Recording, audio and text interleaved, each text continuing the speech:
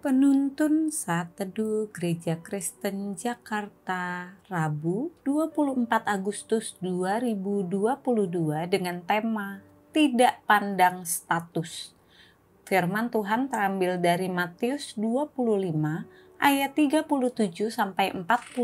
Firman Tuhan berkata demikian.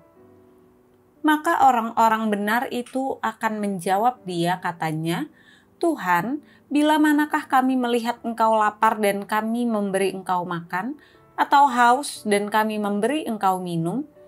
Bila manakah kami melihat Engkau sebagai orang asing dan kami memberi Engkau tumpangan, atau telanjang dan kami memberi Engkau pakaian?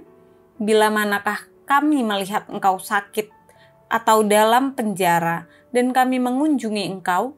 Dan raja itu akan menjawab mereka, Aku berkata kepadamu, sesungguhnya segala sesuatu yang kamu lakukan untuk salah seorang dari saudaraku yang paling hina ini, kamu telah melakukannya untuk aku. Seorang gadis kecil berdiri terisak di depan pintu gereja. Ia baru saja ditolak masuk ke gereja tersebut karena sudah terlalu penuh. Seorang pastor lewat dan menanyakan kenapa si gadis kecil menangis. Saya tidak dapat ke sekolah minggu, kata si gadis kecil.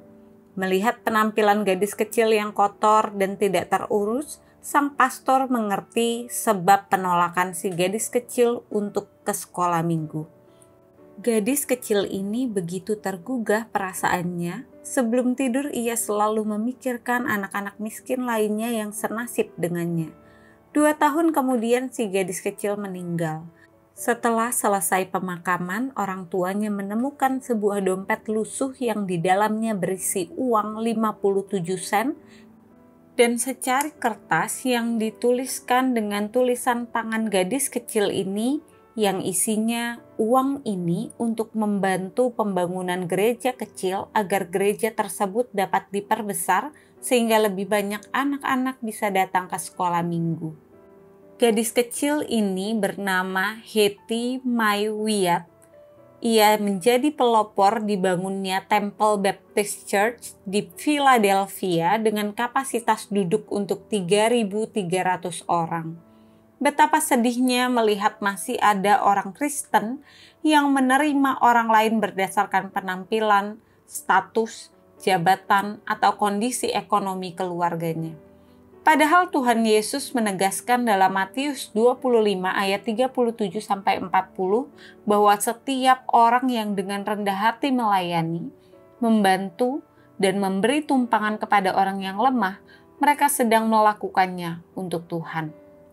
Sebab sama seperti Tuhan telah memilih kita sejak dalam masa kandungan, mengasihi kita bahkan ketika kita masih berdosa, kita pun harus dengan rendah hati mengasihi seorang akan yang lain tanpa memandang status, tetapi memandang hanya kepada Kristus. Saat kita menunjukkan kasih kepada orang lain, hadirat Tuhan menyertai kita.